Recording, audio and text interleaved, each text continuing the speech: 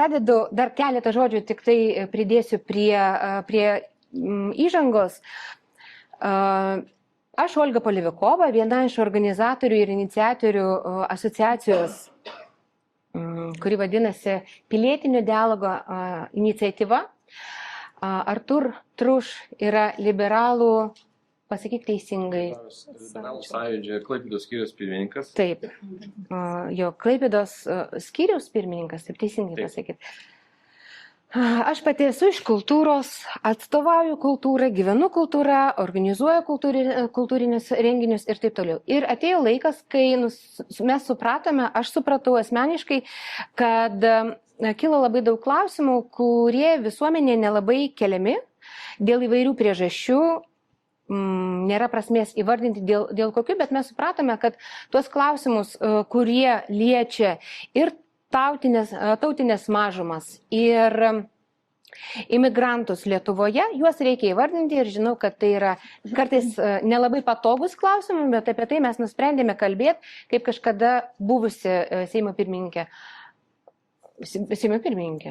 Teisingai, taip. Ingrida Šimonytė. Ne, ministrė. Ne, ministrė, tai atsiprašau, matote. Tik tai save tik tai tuo godžiu, kad kultūroje kiti visi pavadinimai ir tai visada yra labai sunku. Ingrida Šimonytė pasakė, kad jinai kalbėtų su atstovais tautinių mažumų ir su rusakalbių atstovais, bet nėra su kuo kalbėti. Ir iš tikrųjų tai ir buvo impulsas mūsų iniciatyvai, mes pasakėme, kad yra su kuo kalbėti. Galime kalbėti su mumis, mes surinksime aplink save žmonės, kuriems rūpi ir kalbėsime apie tos klausimus, kuriuos reikia spręsti ir kurie reikalauja dėmesio. Ir dar kartą labai dėkoju Viktorijai, kad atėjo šiandien atsakyti į klausimus. Visada labai malonu susitikti ir pradėti kalbas. Tačiau aš negaliu garantuoti, kad šiandien klausimai bus labai paprasti, malonus, bet tokia dalia, ar ne, kalbėti apie tai, kas yra sunku. Ir tai yra mūsų trečias su jumis pokalbis. Pirmas buvo 22 metais kažkur kovo mėnesį, kai jūs dar buvote Seimo pirmininkė, aš buvau teatro vadovė ir mes susitikome. Antrą kartą prieš metus mes susitikinėjome jūsų ofise, biure liberalų ir kalbėjome apie iššūkius. Ir šiandien yra trečias kartas ir mano nuojauta, pojūtis, mano kolegų pojūtis, kad situacija su tautinėm mažumom nelengvėjo, tik tai sunkėja. Sutampa mūsų su jumis nuojauta, supratimas? Tai visų pirma, sveiki gyvi, labai malonu čia būti, ačiū labai už kvietimą ir ačiū už šį formatą. Aš turiu iš karto techninį klausimą paklausti, ar paskutinėse eilėse esantys žmonės girdi mane, nes aš kalbu ganėtinai tyliai. Tai jeigu ką, galiu pasimti mikrofoną. Nereikia, viskas gerai. Tai tikrai labai gera būti pas jūs ir turėti galimybę taip neskubant, kas politikoje šiaip yra retas atvejis, pakalbėti viena tema, kuri šiaip jau yra labai labai plati. Tautinių mažumų klausimai, jie, mano galva, tai yra, galim dvejopai tai pažiūrėti. Viena vertus, jie yra labai platus ir kompleksiniai, nes ir tautinės mažumos yra skirtingos. Skirtinga jų istorija, skirtinga jų pozicija mūsų visuomenėje. Yra senosios, tradicinės tautinės mažumos, yra naujosios. Ir mano galva apskritai, jūs sakote, ar gerėja ar blogėja situacija. Aš sakyčiau, kad iššūkių visada yra nemažai. Dabar jų yra tikrai nemažiau negu anksčiau. Viena iš priežasčių yra, kalbant apie naujasias tautinės mažumas, yra ta, suprantama, kad Lietuva tapo šalimi, kuri yra patraukli atvažiuoti. Anksčiau būdavo, kad iš Lietuvos daugiau žmonių išvyksta, dabar mes turime nemažai žmonių, kurie atvyksta čia, nori kurti savo gyvenimą Lietuvoje ir tai, suprantama, tai yra didžiulė galimybė. Aš kaip liberalė ir, tiesiog man norisi matyti naujai atvykstančius žmonės labiau ne kaip grėsmę, o kaip galimybę Lietuvai. Aš tuo tvirtai tikiu, bet taip pat, aišku, pasižvalgę po kitas valstybės, mes galime nesunkiai pamatyti, kad yra ir nesėkmingų pavyzdžių, integracijos yra ir tam tikrų pavojų, iššūkių.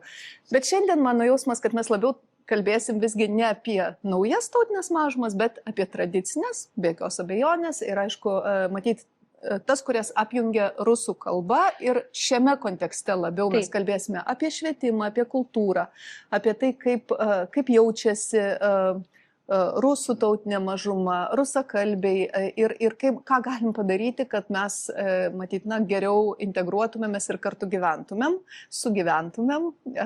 Aš noriu dar pasidžiaugti, kad prie mūsų prisijungė Jevgenijus Šuklin, kuris yra Seimo narys, Liberalų sąjūdžio Seimo narys, rinktas Visagine. Ir aš labai noriu, labai nuoširdžiai pasidžiaugti, kad turime tokį frakcijos narį, tokį Seimo narį, kuris mūsų Seime išsiskiria tuo, kad nuolat atsiveža grupės iš Visagino jaunų žmonių, kurie, mano galva, sugriauna visus stereotipus. Tai yra, pavyzdžiui, jaunieji šauliai, kurie yra labai patriotiški, kurie puikiai kalba lietuviškai, atvažiavę iš Visagino ir jie bendrauja su Seimo nariais, jie domisi mūsų politiką ir žingsnis po žingsnio iš tikrųjų griauna stereotipus, kurie egzistuoja. Tai čia yra tas pavyzdys, kuris mane asmeniškai ne tiek kaip partijos pirmininkė, bet apskritai kaip žmogų, kaip mūsų šalies pilietė įkvepia labai. Aišku, yra ir nemažai problemų ir čia nežinau, į kurią linkme jūs pasuksite, bet visada norisi prie aktualijų sėtis. Tai pavyzdžiui, vakar turėjome svarstymą vieno pasiūlymo, tai buvo konservatorių Lauryno Kasčiūno teiktas įstatymo projektas švietimo. Aš taip manau, kad nemažai kas iš jūsų esate apie jį girdėję. Diskusijos didelės nebuvo, tiesiog politiškai buvo toks sprendimas, kad iš kairės pusės visi projektai bus atmesti, bet man gal net truputį gaila buvo, kad nebuvo platesnės diskusijos, nes užčiuoptas labai rimtas klausimas tautinių mažumų mokyklų, švietimo ir to, ar yra pakankamai lietuvių kalbos ir pakankamai galimybių išmokti lietuvių kalbą, tam, kad vyresnėme amžiuje, tapus studentiško amžiaus ir vėliau būtų tautinių mažumų atstovai nebūtų mažiau privilegijuoti, būdami mūsų visuomenės nariai. Ir ką reikia padaryti iš tikrųjų, kad galimybės būtų vienodos. Ir čia vakar taip gal juokai šiek tiek šaržuojant, bet ir frakcijoje, ir Jevgenijai neleis sumeluoti, turėjome didelį tokį ginčą, diskusiją, tai ar gerai yra kaip dabar, daug kas sutinka, nėra labai gerai, ar visgi kasčiūniškas sprendimas. Tai man norėjosi sakyti, kad nei kasčiūniškas sprendimas nėra geras, nei taip kaip dabar yra nėra gerai, reikia ieškoti būdų visgi ir lietuvių kalbą ne brukti, bet pasiūlyti įvairiausiais pjūviais ir didinti galimybę visai, nuo jauno amžiaus ją mokytis. Tai yra integracija per kalbą. Bet kartu aš taip pat noriu pasakyti, kad yra, tai yra abipusis eismas. Iš tautinių mažumų norisi, kad būtų tas ir pasiryžimas, ir matymas lietuvių kalbos, valstybinės kalbos, kaip priemonės būti pilnaverčiais visuomenės nariais, jaustis čia gerai. Kita vertus, ir iš valstybės yra nemažai dalykų, kuriuos privalu daryti. Ir aš matyčiau kokybiškos žiniasklaidos tautinių mažumų kalbomis pasiūlą kaip vieną iš tų dalykų, kuris yra labai svarbus. Mes praeitoj kadencijoje, mano siūlymas buvo registruotas kaip Seimo pirmininkas, tuo metu jam buvo pritarta, kad žiniasklaidai tautinių mažumų kalbomis būtų atskira eilutė medijų rėmimo fonde. Žodžiu, tai yra įtvirtinta įstatyme, bet kol kas tai neveikia. Ir finansavimo prasme yra labai nedidelis procentas. Kodėl tai neveikia? Tai čia yra visas kompleksas priemonių ir galbūt aš jūsų irgi norėsiu paklausti, kodėl ir ką galima padaryti. Tai aš atsiprašau už tokią labai ilgą, plačią įžangą, bet mes galėsim matyti apie tą, pakalbėti apie kiekvieną. Jūs taip tiksliai užčiapėt iš tas skaudžiausias ir įdomiausias vietas ir be abejo tos pataisos, kurios buvo pasiūlytos Kasčiūno, yra labai įdomios. Aš taip švelniai pasakysiu ir aš asmeniškai buvau nustebinta, kai buvo koks balsavimas buvo ir iš liberalų pusės. Ir man kilo keli klausimai, vienas iš jų aš taip dabar išmėtysiu, o po to pakartosiu dar kartą atskirai. Pavyzdžiui, jeigu liberalai balsuoja už konservatoriaus pasiūlymus, kas šiandien yra liberalų partija. Ryškiausia liberalų partija, kodėl neatėjo pasiūlymus, pavyzdžiui, iš liberalų kaip atsakas, nežinau, kaip iniciatyva, nes Kasčiūno, mes kaip tik praeitą diskusiją turėjome diskusiją apie švietimą. Ir mūsų tikslas buvo pasikalbėti apie mitus, kurie yra naudojami kaip labai dažnai tokį spaudimą ir priežastį kurti prieš visuomenę. Pavyzdžiui, išsiaiškinome ir netgi po tos diskusijos buvome nuėję į mokyklą, pasikalbėti su direktoriu vienu, į Visaginą norime važiuoti, į Klaipėdą norime važiuoti. Mums yra labai svarbu išsiaiškinti, kur yra tie mitai ir kur yra tiesa. Tai mes Lietuvoje, kaip visi žinome, rusų mokyklų neturime, mes turime lietuviškas mokyklas, kuriuose dalis dalykų yra dėstoma rusų kalba. Tai išlaikymas lietuvių kalbos egzamino yra lygiai toks pats kaip ir lietuviškai kalbančiose mokyklose. Ir tai yra vienas iš mitų. Ta vėliavėlė, kurią Kasčiūnas laiko savo rankose, sakydamas, kad reikia didinti lietuvių kalbos pamokas, tai yra labai gerai ir visi sako taip, mes tą darykime, bet mes nekalbame apie priežastį. Pavyzdžiui, čia aš labai taip bandau greitai prabėgti per esmes, mokytojų trūksta tiek kabutėse rusų mokyklose, lenkų mokyklose, bet ir lietuvių mokyklose. Ir padidinant tas valandas mes nieko neišspręsime iš tikrųjų. Ir tų mitų yra labai daug. Tai aš grįžtu prie savo klausimo. Be aptarimo atmetė Kasčiūno pasiūlymus, bet liberalai vis tiek balsuoja. Kuo skiriasi šiandien liberalai nuo konservatorių ir apskritai, kaip jūs matote liberalų partiją, nežinau, 10 metų šiandieninėme kontekste, ką neša liberalų partija į Lietuvą ir tautinės mažumas? Na, čia platus klausimas, tai visų pirma konkrečiai dėl vakarykščio balsavimo, kad tas kontekstas koks, tai buvo popietinė Tėvynės sąjungos krikščionių demokratų darbotvarkė. Tai reiškia, kad projektus siūlė ir darbotvarkę formavo būtent ši frakcija ir buvo siūlymai jų. Tai nebuvo taip, kad liberalai galėtų pasiūlyti nuo savęs į tą darbotvarkę kažką, tai jie formuoja savo darbotvarkę. Tai pirmas dalykas. Mes savo darbotvarkę turėjome prieš mėnesį kažkur, tai siūlėme įvairių taip pat projektų ir natūralu, kad per kiekvieną sesiją turime savo formuojamą darbotvarkę. Vakar buvo kita diena. Dėl Kasčiūno projekto ir dėl liberalų dalies balsavimo pateikimo stadijoje, po pateikimo už jo projektą. Kaip žinot, po pateikimo palaikymas projekto reiškia atverimą jam kelio į darbotvarkę, į komitetus ir į svarstymą, kur gali pakankamai smarkiai keistis šio projekto esmė.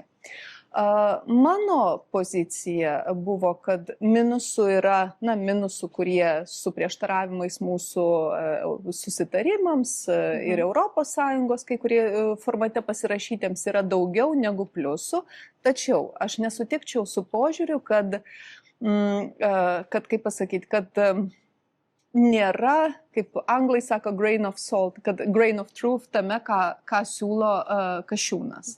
O siūlo visgi tai, kad ir kalba apie ką, kad yra iš tiesų miestų, ir čia mūsų klaipėdiečiai, Seimo nariai labai kėlė tą klausimą, kur vaikai, pavyzdžiui, jau tokio vyresnio mokyklinio amžiaus, nekalba lietuvių kalba. Ta prasme, iš principo nekalba. Atvyksta, bendrauja, bet gali kalbėti rusiškai, bet neturi kitos galimybės. Ir ar tai yra problema?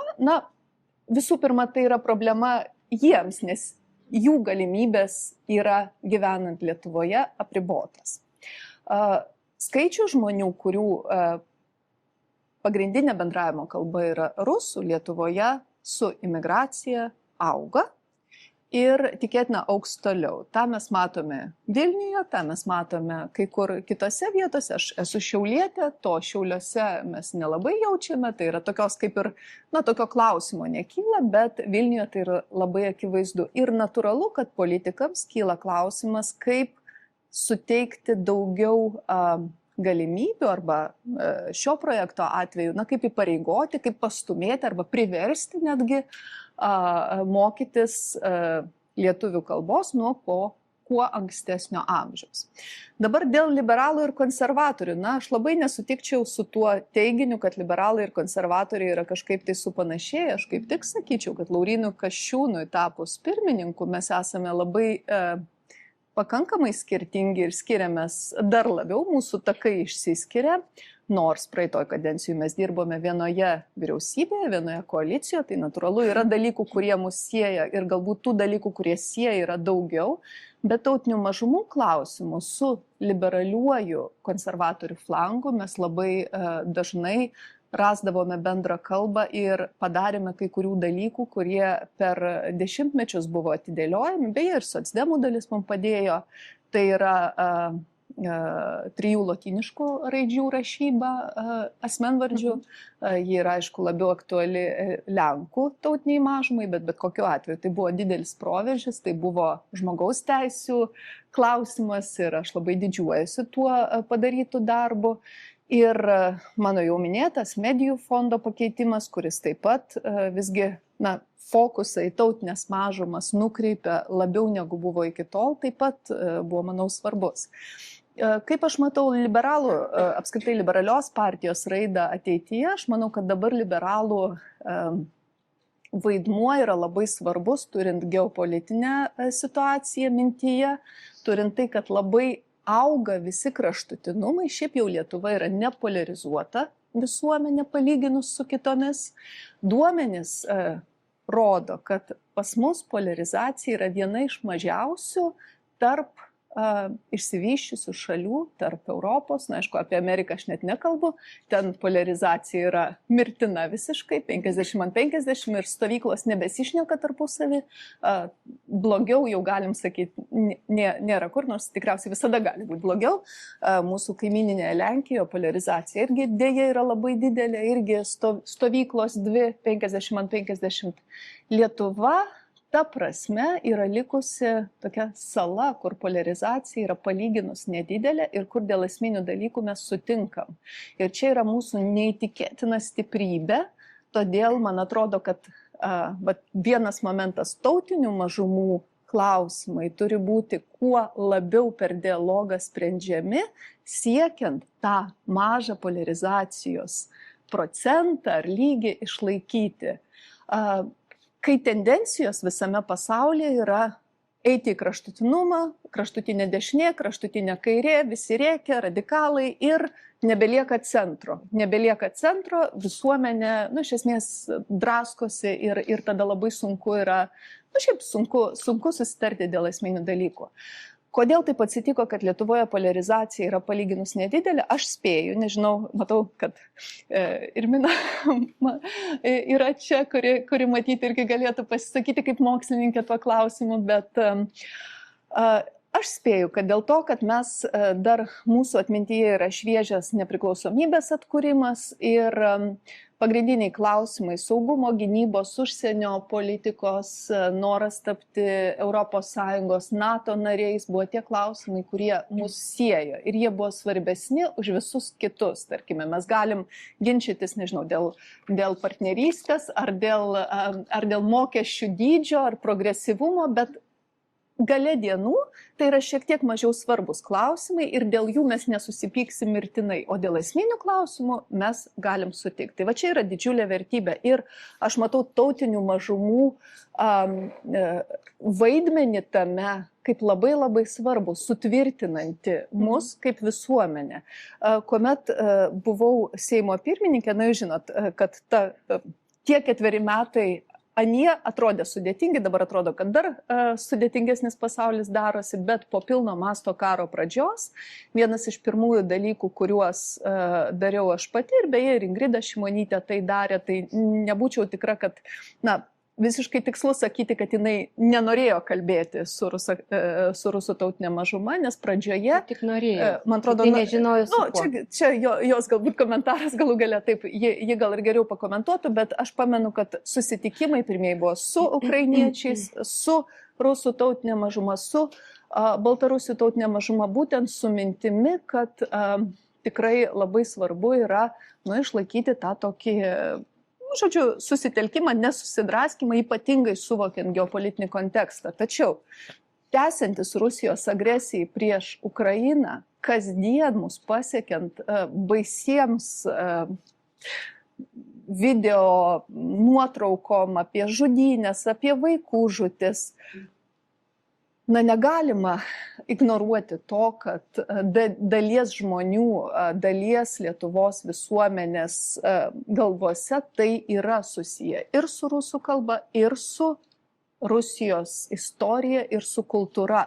Ir štai čia ir yra didysis iššūkis, kaip atskirti dalykus, kurių reikia vengti, kuriuos reikia atidėti nuo tų dalykų, kurie mus praturtina ir yra, aš sakyčiau, tokie bendri dvasiniai dalykai, prieš kuriuos kovoti nereikia. Ir čia labai, aš neturiu atsakymų, manau, kad niekas jų labai tikslių neturi, kiekvieną kartą tai yra toks diskusijos objektas, bet jie yra labai skaudus, nes, žinot, kai pradedam diskutuoti apie tai, kokį kompozitorių gerai klausyti ir kokį neklausyti, kokią poeziją gerai skaityti, o kokią neskaityti, mes užgaunam žmonės potencialiai ir patys, o užgautas žmogus jis atsistoja labai gynybišką poziciją, o jau iš gynybiškos pozicijos po to labai sunku kalbėtis. Tai va čia aš matau didžiulį iššūkį ir manau, kad jisai nesilpnės, nes Putino agresija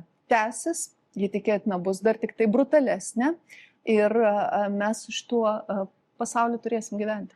Apie tai norėtųsi atskirai pasikalbėti, bet Artūrai, tu turi klausimą? Aš truputėlį iš toliau noriu užėti ir praplatinti tą diskusiją, kurią mes ką tik turėjome ir apie ką jūs sakėte, Viktorija. Šiaip liberalų stiprybė yra, mano simpatija yra tam judėjimui, kad kiekvienas mes galim išsakyti savo nuomonę tvirtai, padiskutuoti, pasibart ir kiekvienas iš tos diskusijos kažką pasiims ir gali likti prie savo nuomonės, bet kažko gali ir paimti.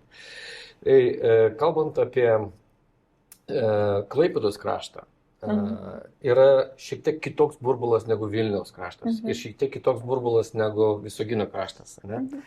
Ir dažnai tas pasipiktinimas visuomenės atsirandantis, jisai yra ženkliai sudėtingesnis negu gali atrodyti Vilniui arba atvirkščiai Klaipėdos kraštai. Iš ko prasidėjo, nuo ko prasidėjo, pavyzdžiui, tam tikri kai kurie atvejai viešoje erdvėje ir pasipiktinimai Klaipėdos krašte.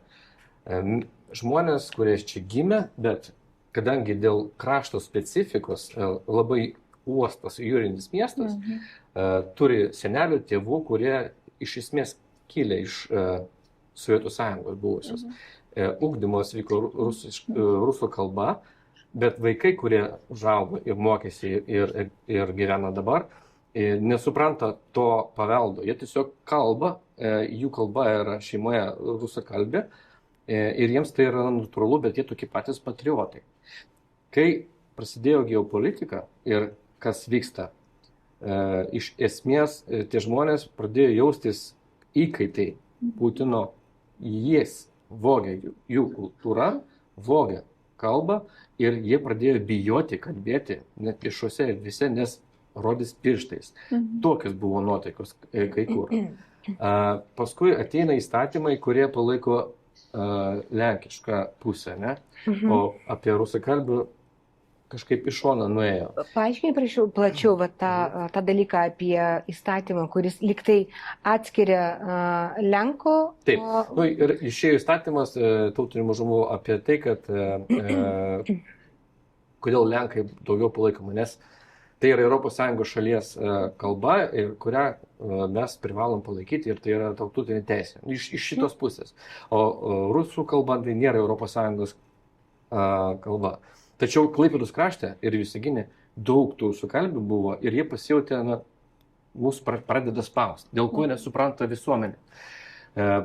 Toliau tas Kasčiūno dabar įėjimas žmonėms ir pedagogams, kurie rusiškose mokyklose, jiems atrodo, kad toliau jie būtent spaudžiami be priežasties. Jiems neina suprasti. Ir tai yra mūsų misija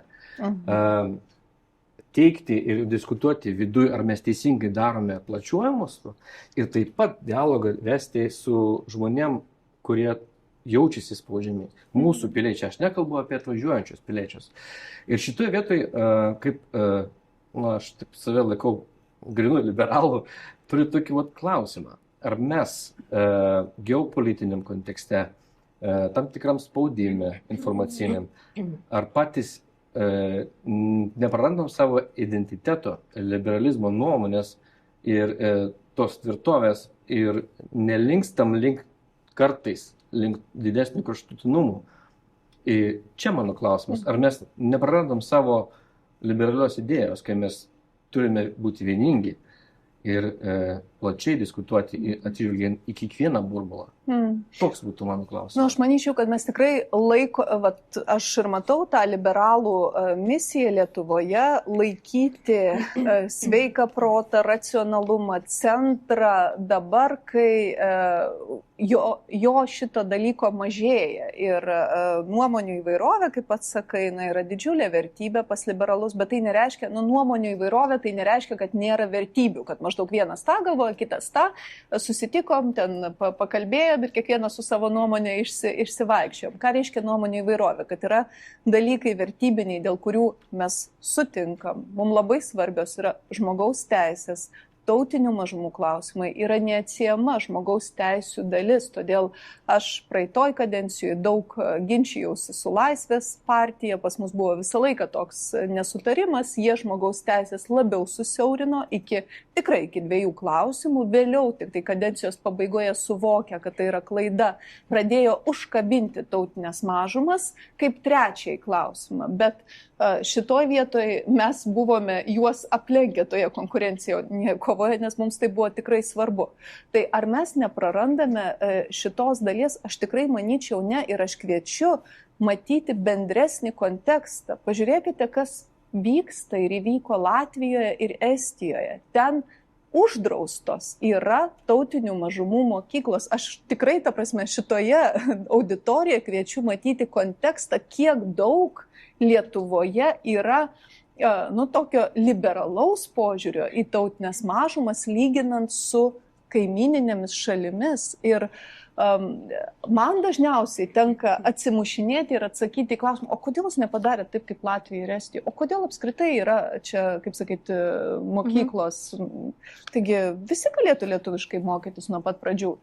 Ir tai yra legitimus klausimas. Tai nėra vien tik tai kažkokių dešinių radikalų klausimas. Tai yra klausimas, kurį reikia matyti kontekste to, kad Rusija yra grėsmė, Putino Rusija. Ne kiekvienas rusas iš Rusijos, bet Putino Rusija yra grėsmė ir tikėtina bus didesnė grėsmė ir galbūt netgi išgyvenimo prasme grėsmė ateityje. Tai matant šitą kontekstą, aš sakyčiau, liberalai stovi šitoj, kaip sakyti, gynybos linijoje ir laiko, bet matykime, koks nepalankus dabar yra kontekstas būtent rusų tautiniai mažumai. Jūs tą matot, ne man jums sakyti. Mes matom ir jaučiame.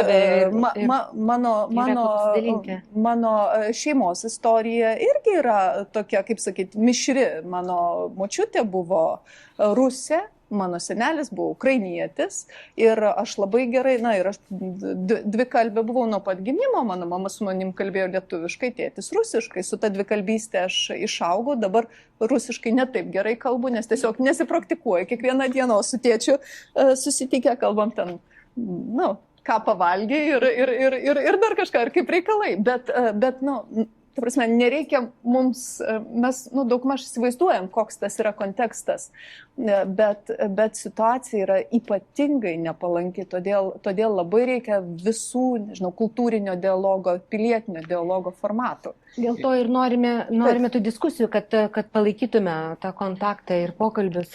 Aš tik papildyti norėjau, kad liberalų sąjūdis yra iš tikrųjų tas pavyzdys.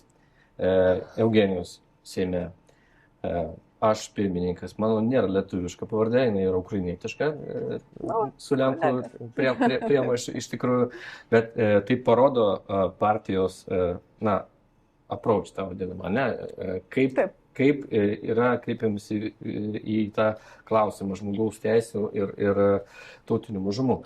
Ir turiu daug sąlyčio su Latvija, su Estija verslo santykiuose ir jie mus rodo kaip pavyzdį, kad mes teisingai darom, o jie susimovė kažkokiu laikotarpiu su alien pasais ir jie žiūri mūsų į kaip lyderystę rodančią šalį ir kad mes gerai dar tvarkomės šitoje vietoje.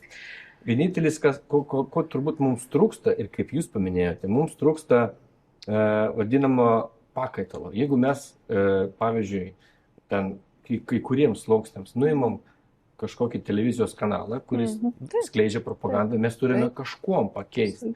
Ir to trūksta visuomeniai ir kiti sluoksniai to naudojasi į blogąją pusę. Atsiranda šešėlinis informacijos ieškojimas ir jisai visiškai yra blogas, tas šešėlinis informacijos. Tai galbūt ir čia reikėtų diskusijų ir saugumo prasme. Ir mes norime kalbėti, kai skirsime diskusiją kultūrai, kaip tik apie tai, kokį pakaitalą mes siūlome žmonės. Ir iš tikrųjų aš asmeniškai kalbu nuo 22 metų ir mačiau tą pavojų. Jeigu tu atimi, kas yra gerai, propagandos daugiau tikrai nereikia šalyje, bet ką mes duodame, mes puikiausiai turime galimybę gaminti turinį čia, Lietuvoje, patys iš savęs. Daug kūrybingų, darbingų žmonių, bet ar mes tą darome? Aš galiu jau perimti vėl iniciatyvą ir noriu paklausti, Viktorija, iš jūsų komentaro. Prieš tai, kad įsivaizduoju, jūs gaunate labai daug klausimų ir turite atsimušinėti, kodėl nepadarėme tai, kaip buvo padaryta Latvijoje, kodėl neuždarėme visas kitas mokyklas. Ką jūs atsakote į tokius klausimus? Kodėl mes to nepadarėme? Tai aš atsakau, kad visų pirma, mūsų situacija yra skirtinga gana nuo Latvijos ir buvo tokia nuo pat nepriklausomybės atkūrimo. Man pačiai yra tekę gyventi Rygoje, mano 2 vyresni sūnus gimė Rygoje, aš ten baigiau mokslus ir aš žinau, kad visai kita situacija, ganėtinai skirtinga, sakykime taip, nuo Lietuvos. Ir visų pirma, kad Ryga visgi buvo miestas, kuriame, galiu šiek tiek suklysti, bet beveik 50% buvo rusakalbiai po nepriklausomybės atkūrimo. Ryga didžiulis miestas, Latvija, kaip žinome, jie dar labiau koncentruota į sostinę, dar didesnė ta koncentracija. Ir po nepriklausomybės atkūrimo ten buvo priimtas politinis sprendimas, jog to vadinamo švytuoklės pavojus yra pernelyg didelis, todėl rusakalbiai, rusų tautinė mažuma, jie nebus pilnaverčiai piliečiai, kas žmogaus teisų prasme yra blogas sprendimas, ta prasme, mes visi puikiai suprantam, bet vėlgi kiekvieną kartą, toks buvo priimtas sprendimas, sveriant vertybę kaip nacionalinį saugumą, naujai atkurtą nepriklausomybę, jos testinumą. Lietuvoje mes buvom labai privilegijuoti, kad mums nereikėjo eiti tokiu keliu. Buvo priimtas sprendimas, kad visi, kas norės būti Lietuvos piliečiais, galės jais būti. Ir tai štai ta pradžia, ji iš karto užkirto kelią tokiai polarizacijai, su kuria, tarkime, kaimynai Latvijoje turėjo visą laiką gyventi ir gyvena iš dalies iki šiol, bet aišku, ten viskas irgi keičiasi. Tai aš dabar negaliu labai daug kalbėti apie Latvijos situaciją, nes jos taip neišmanau gerai aktualijų kaip Lietuvos, bet bendras kontekstas, tas istorinis kontekstas, jis kitoks. Tai aš argumentuoju būtent tuo, kad mes kur kas, vėlgi, liberaliau, ar jeigu labiau patinka kitas žodis, laisviau, labiau, kaip pasakyti, galėjom žiūrėti į šį klausimą su mažiau baimių, mažiau pagristų baimių, nepagristų baimių, tiesiog dėl to, kad buvo kitokia visuomenės, šiek tiek kitokios proporcijos visuomenėje. Ir dabar, kodėl kyla klausimai, nes labai dažnai žmonės, tarkime, grįžę į Vilnių, pasivaikščioję po Vilnių, sako, kas pasidarė Vilniuje, aš girdžiu vien tik tai rusų kalbą. man taip tas nerežia ausies, bet, vėlgi, reikia girdėti žmonės, kurie sako, žiūrėkit, prieš 10 metų buvo kitaip, dabar yra šitaip. Aš matau Vilnių kaip labai kosmopolitišką miestą. Dabar beje skaitau nepaprastai įdomią knygą Timothy Snyderio apie tautų gimimą, tautinių valstybių gimimą, reiškia, mūsų regione. Ir ten apie Vilnių kalbama kaip apie labai įvairią multikultūrinį miestą, kad tokia buvo tradicija. Čia galėjo ir baltarusių, ir rusų, ir žydų be abejo, didžiulė diaspora žydų, kurie buvo mūsų irgi visuomenės labai svarbus nariai ir dėja po to įvyko tai, kas įvyko ir Lenkų, ir Lietuvių. Tai Vilnius toks jo paveldas. Ar dabartinėje geopolitinėje situacijoje mes galime numoti ranką į visus pavojus kylančius ir, štai, ir likti tokie, kaip čia pasakyti, bespečnai. Vat aš nežinau. Tikriausiai ne, bet žiūrėkit, jeigu ne Putino agresija prieš Ukrainą, mes neturėtumėm šito pokalbio dabar. Mums nereikėtų spręsti naujai kylančių įtampų. Tiesiog tokio klausimo nebūtų. Ir mano galva, niekas nepadarė tiek žalos rusų tautiniai mažumai, kaip tas baisus karas, baisi agresija. Ir jeigu galima būtų tą džiną atgal į butelį suvaryti, jeigu kaltieji būtų nubausti, pasikeistų režimas Rusijoje, mes vėlgi to pokalbio neturėjome. Mes kalbėtumėm visiškai apie kitus dalykus, problemų vis tiek būtų, bet mes nekalbėtumėm apie tai, apie ką dabar labai kalbam. Norėtųsi jau pradėti kuo greičiau kalbėti ir kitom temom iš tikrųjų, nes visi esame išvargę ir vienareikšmiškai per kažkokią diskusiją iš mūsų pirmų mes padiskutavom pradžioje, kad dabar labai įsitvirtino terminas rusakalbiai. Jeigu anksčiau mes kalbėjome apie rusus, kalbėjome apie baltarusius, apie visus, bet tas rusakalbės niekada taip dažnai nebuvo girdėtas pokalbiuose ir diskusijose kaip dabar. Nes priklausomybė kalbai, kuri nėra tiesioginis pratęsimas tavo tautybės, prie ko tu save skiri, prie ruso, baltarusio, ar ukrainiečio, ar žydo, ar lenko rusakalbio, ar totorių ir taip toliau. Ir mes drąsiai pradėjome kalbėti, kad iš tikrųjų tas rusakalbiškumas,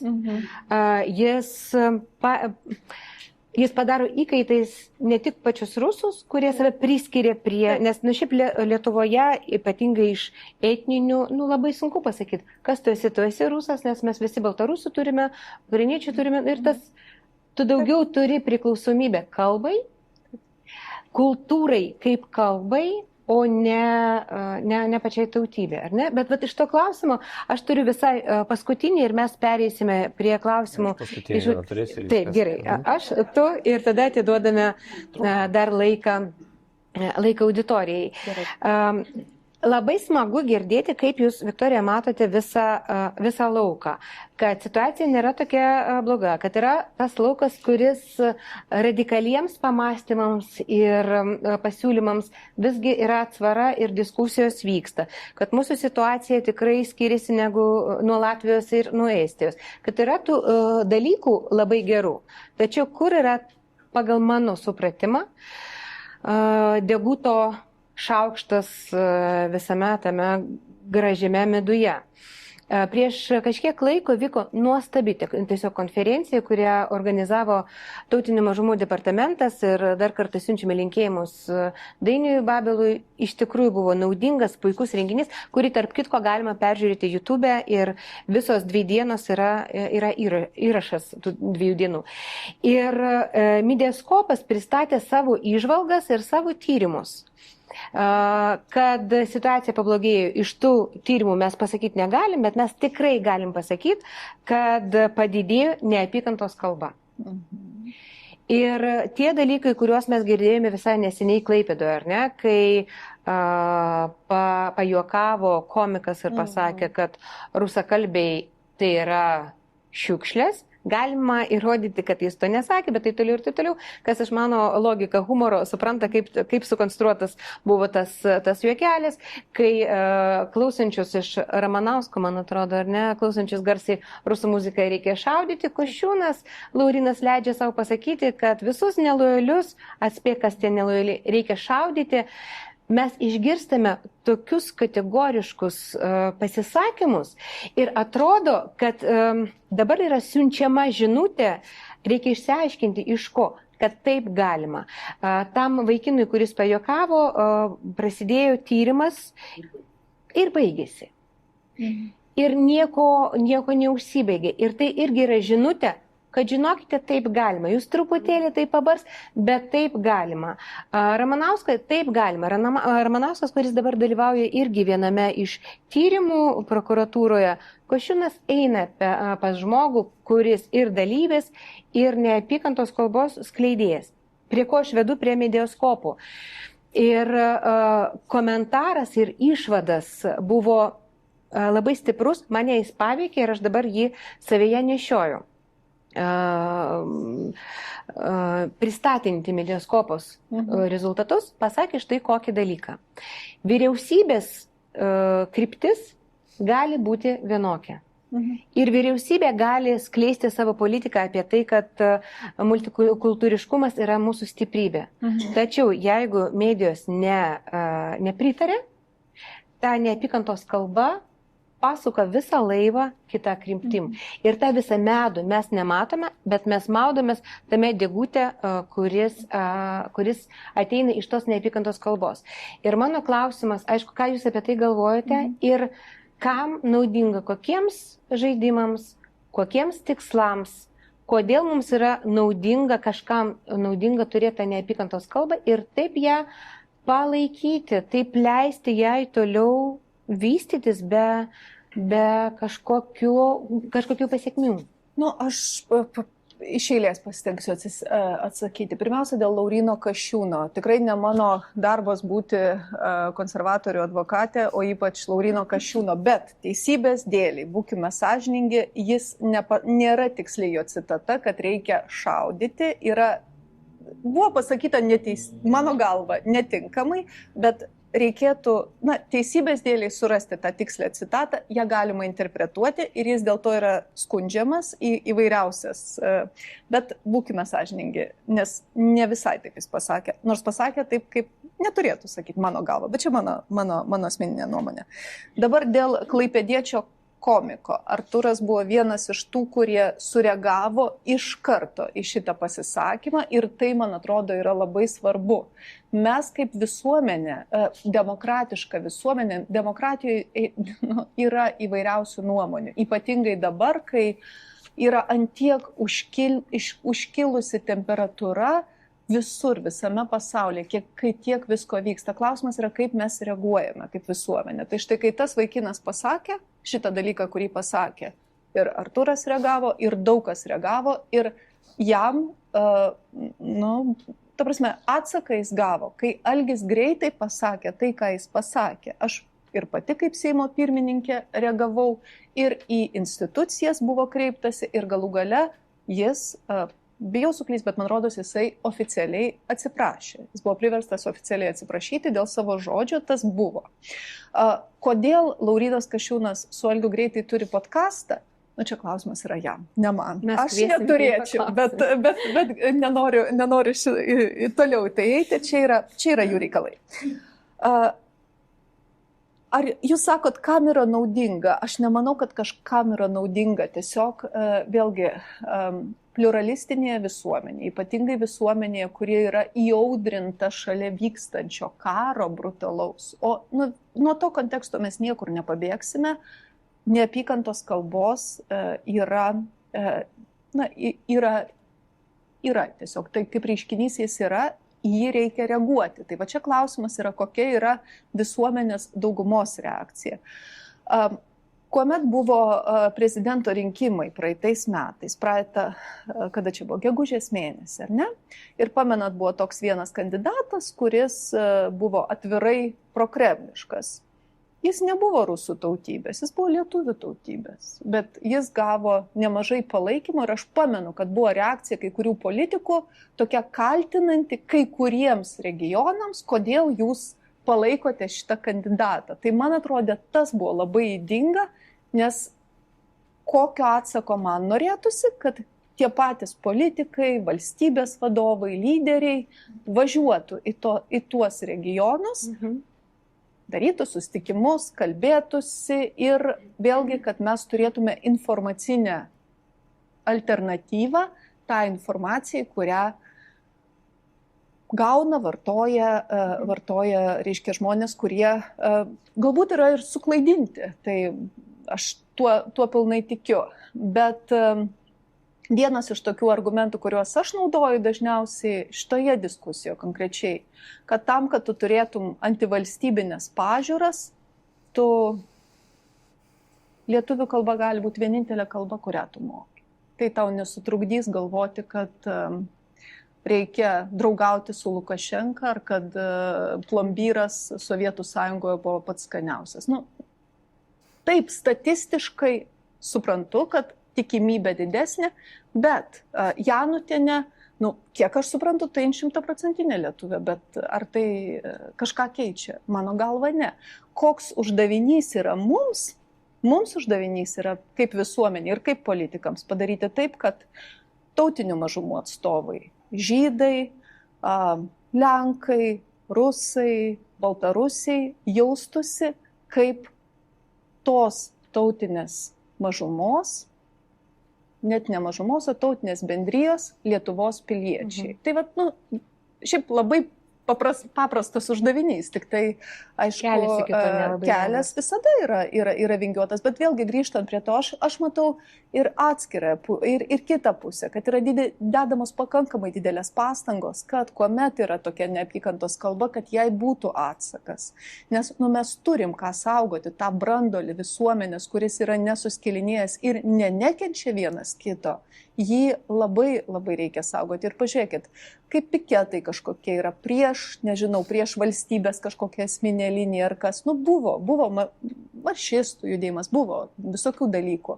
Bet tai yra mažas pakankamai procentas. Vis tiek ta didžioji dauguma, ji kartais gali būti tyli, bet ji yra sutelkta aplink pagrindinius klausimus. Ir tautinių mažumų atstovų toje didelėje daugumoje yra daug, yra pakankamai daug. Ir tyrimai, tai apklausos rodo. Ir aš visgi labai norėčiau, tiesiog pasinaudosiu savo progą, kaip sėdinčios čia ant scenos, kad ir Jevgenijai tartų porą žodžių apie Visagino situaciją, nes būtų labai gaila nepasinaudoti tokią galimybę, kai Seimo narys, kuris atstovauja būtent tą miestą, tą regioną ir Ignaliną, aišku, irgi.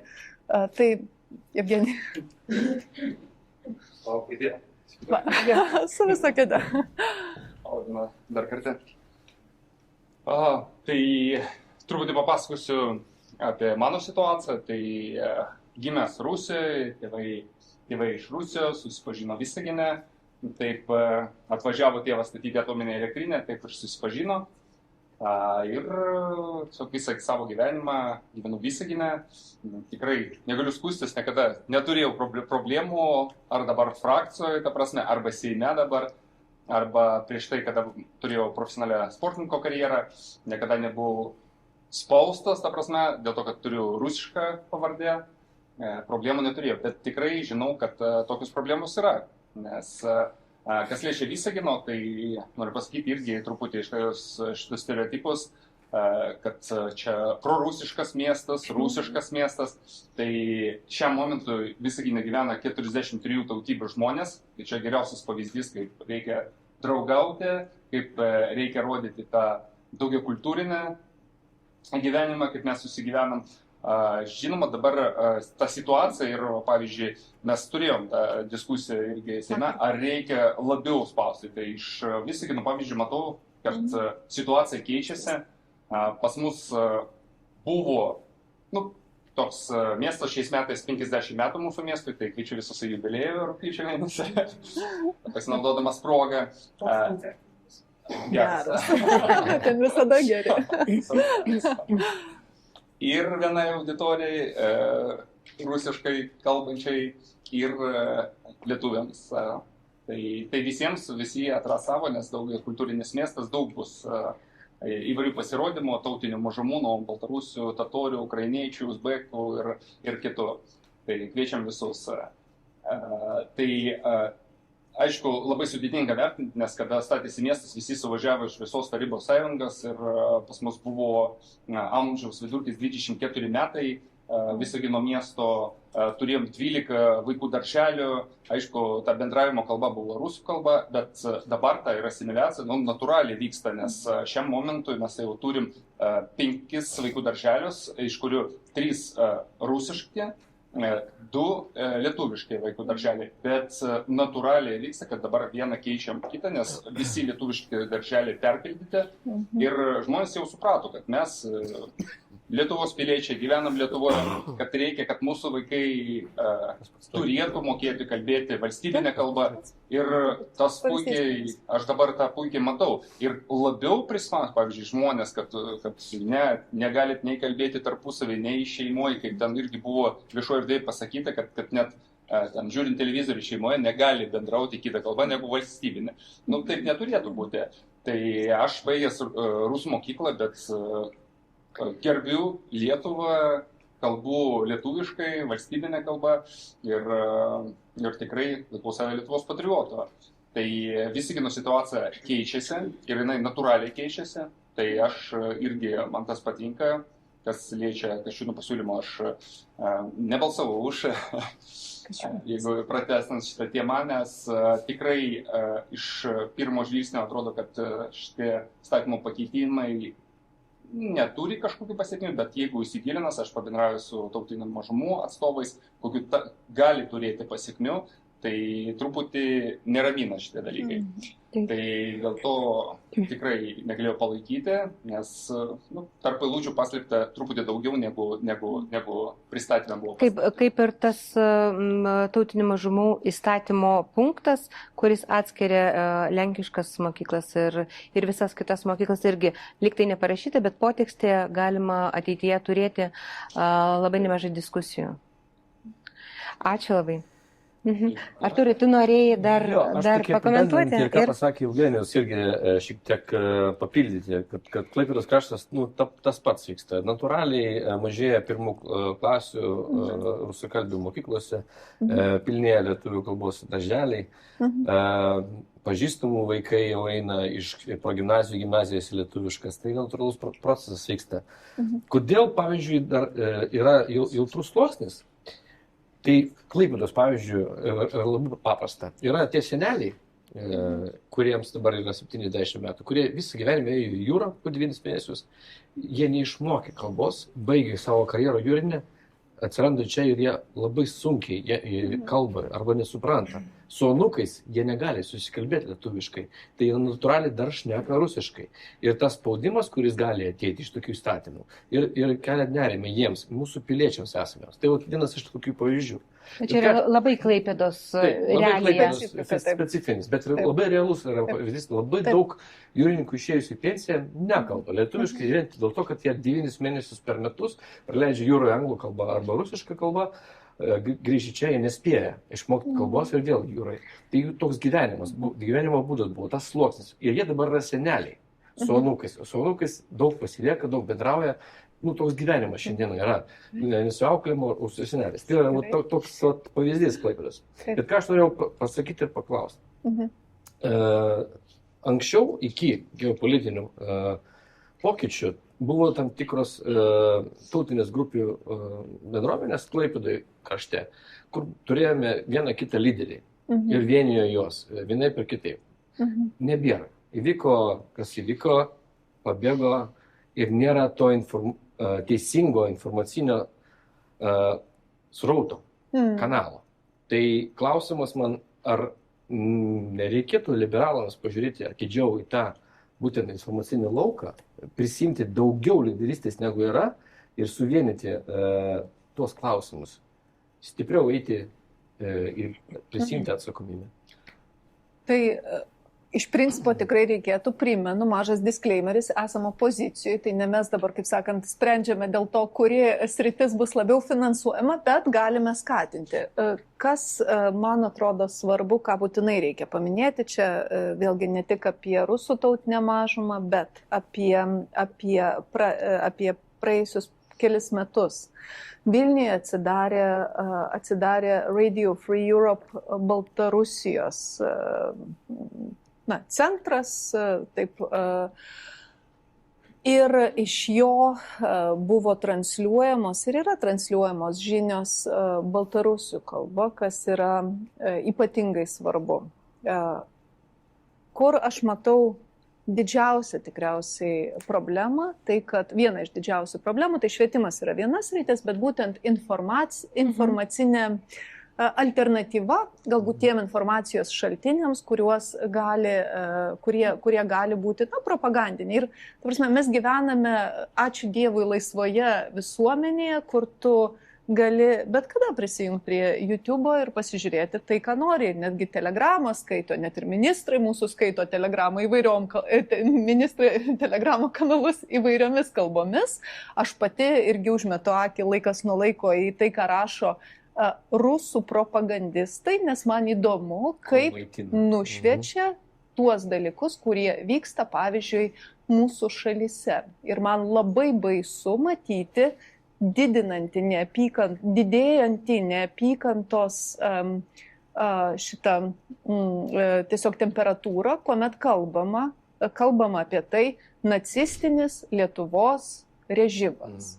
Jie yra fašistai, jie skriaudžia, žodžiu, rusus ir mes čia turim to ateiti. Tai man yra baisu, nes mes esame štai valdžios atstovai tiesioginė prasme. Ir mes žinome, kaip yra iš tikrųjų ir matome, kuo yra maitinama publika, auditorija ten. Kas man atrodo labai svarbu, kad šiaip dabartinė situacija dėl informacinio lauko, netiesa, kad nėra alternatyvų gerų kokybiškų dabar, bet didžiulis smūgis yra laisvos Europos radijo, tai, kad nustojo finansuoti jį Amerikos administracija, Trumpo administracija, ir čia yra žiaurus dalykas. Man prieš porą savaičių teko lankytis Prahoje ir aš buvau nuvykusi, bendravau su rusų Current Time vadovų ir baltarusių irgi vadovais, kurie tas programas visas dėlioja, kurie savo žurnalistų turi tinklą, bendradarbių neetatinių, ir tas tinklas dabar dezintegruojasi, nes jie nebeturi galimybių jį išlaikyti. Ir vyksta procesai, kurios po to bus labai sunku atstatyti. Bet ką norėjau pasakyti, kad ta pati Current Time, ji transliuoja ir Lietuvoje, ta prasme, tie šaltiniai jie yra ir jie žurnalistinės kokybės prasme, jie yra labai aukštos kokybės, tai yra labai geros naujienos, bet plačiai visuomeniai, jos nėra labai žinomos, nors, aišku, jos labai norėtųsi rekomenduoti. Ko reikia, tai reikia, aišku, kad mūsų nacionalinis taip, mūsų, ne nacionalinis, ne taip paskui, visuomeninis, taip, transliuotas, kad LRT turėtų daugiau galbūt laidų tautinių mažumų kalbomis. Čia, aišku, remiasi į resursus ir kitus dalykus, bet to tikrai reikia. Ir vėlgi, yra ir vietinės kažkokios tai radijo laidos, visko yra, podcastų yra labai daug dabar, tai įvairovė yra didžiulė ir, aišku, kiek valstybė gali, turėtų remti. Dar yra iniciatyvos nevyriausybinės, kurios, pavyzdžiui, eina į mokyklas ir pasakoja apie tai, kaip atpažinti propagandą, kaip būti atspariais tam informaciniam kare. Tai labai labai aktualu.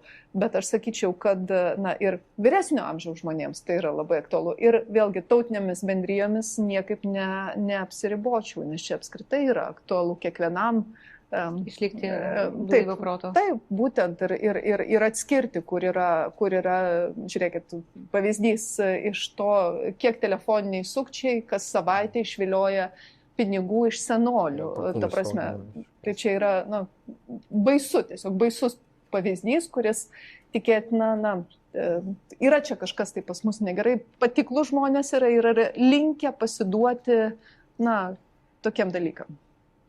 Galiu dar papildyti. Dabar klausimas dėl rusakalbių. Formuluojamas taip, kad tie, kurie kalba rusiškai blogai, tie, kurie neišmoko kalbėti valstybinę kalbą blogai, bet jeigu pažiūrėti Visagino pavyzdį ir pažiūrėti iš kito kampo, o gal kažką mes, valstybė, pavyzdžiui, nepadarėm, kad jie kalbėtų valstybinę kalbą, nes kaip pavyzdys Visagino mieste netraukia ne viena radio stotis valstybinė kalba. Prašiau ne vieną kartą, kad ta prasme, maža auditorija neapsimoka, lietuviška kalba sakant. Bet už tai baltarusiška radio traukia puikiai, iš Latvijos puikiai. Tai tie, kurie gyvena Visagine, dažniausiai gauna informaciją iš kitų šaltinių, o savo informaciją apie savo valstybę jie negauna. Čia yra geras pavyzdys. Dabar, pavyzdžiui, per visą Lietuvą nuskambėjom, kad Visaginas renka prorusišką kandidatą irgi. Tai tokia buvo formuluojama ta nuomonė. Bet jeigu pažiūrėti, pirmas dalykas statistinės duomenys, tai už šį kandidatą balsavo 2000 žmonių, visi gyvena 20 000 žmonių. Pats aktyvumas buvo labai žemas, todėl tas labai suveikė. Bet tas aktyvumas su kuo surišta. Aš Visagine gyvenu, aš per visą prezidento rinkiminę kompaniją gavau vieną skrajutę iš kito kandidato, iš Ingridos Šimonytės.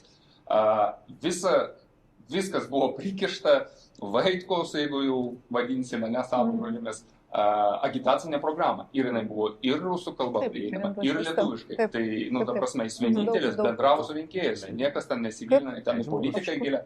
Bet, ta prasme, jis davė tos informacijos. Kodėl kiti prezidentai nemato, net, ta prasme, šitą kraštą net nebandysim ten lysti, nėra laiko, negaišim nei resursų, nei pinigų, nieko. Tai va tas blogai. Tai visada ir Visaginos pavyzdžiui užmirštas, nors koncentracija patriotų Lietuvos ir Viktorinė sumeluot Šaulių sąjungos, pats esu šaulys, pas mus viena iš stipriausių jaunų šaulių sąjungos skyrius Lietuvoje, kur aktyviausias jaunimas ir tarp jų yra su rusiškom pavardėm. Pas mus lietuvių kalbos egzamino laiko 10-ukais, ta prasme, visada labai aukštas balas. Tai, ta prasme, bet vis tiek visada ta etiketė kažkokio ne Lietuvos miesto tai visada klijuojama.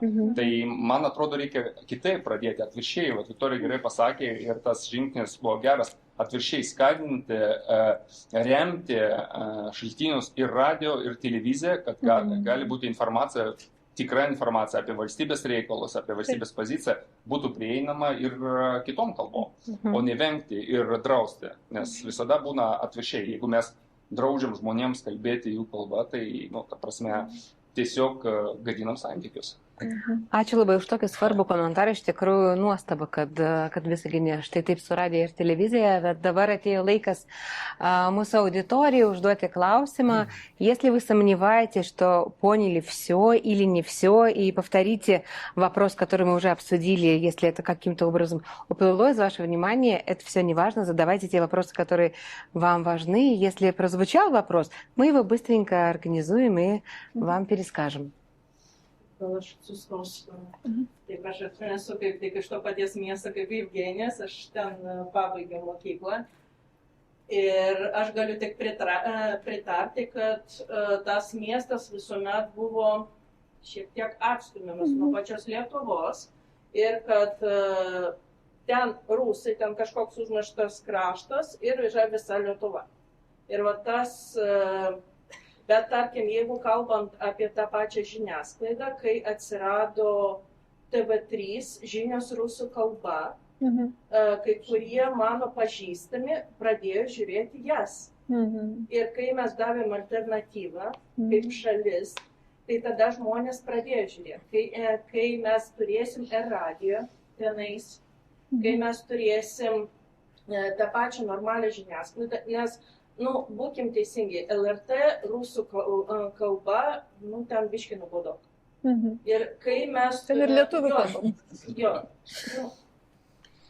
Ir taip pat, tarkim, iki tam tikro laiko tas vaizdavimas rusų netgi iki karo.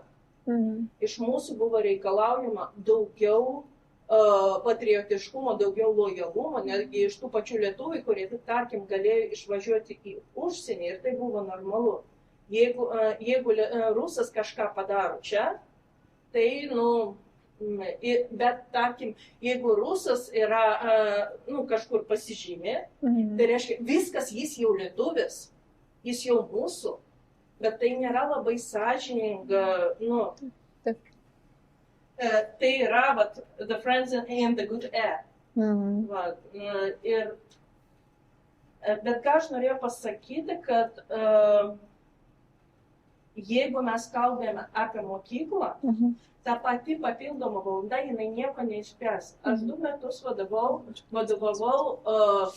kalbų mainų bendruomenė, kurie padėdavo adaptuotis užsieniečiams Lietuvoje. Mes pasakojom apie Lietuvos kultūrą, Lietuvos gramatiką, kaip savanoriai. Padėdavom adaptuoti, susirasti vietinių draugų. Ir aš turėjau galimybę susipažinti su vietiniam knygom, su vietinė medžiaga lietuvių kalba. Ir jinai neįkvėpė visiškai. Ta prasme, pas mus beveik nėra gerų kursų.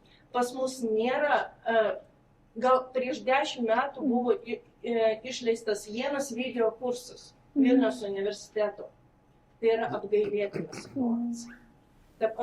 Pas mus nėra YouTube kanalų normalių lietuviškai.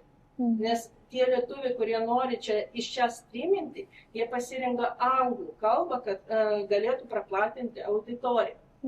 Ir tas lietuvių kalbos mokymasis, jisai prasideda už mokyklos ribų. Jeigu mes galim skaityti kažką lietuviškai, nes skaityti apie baltą katytę, tai labai neįkvepia. Ir lietuviai turi eiti pas tuos vaikus, kuriuos nori pritraukti, kad žmonės pamiltų tą lietuvių kalbą. Nes Lietuvos literatūra, jinai yra romantiškai tokia liūdna. Bet tai gali neįkvėpti vaikų, tai gali atstumti. Ir mes neduodam vaikams priežasties pamilti lietuvių kalbą ir kultūrą. Nėra kur. Ir be to vaikai neturi galimybės bendrauti tarpusavį.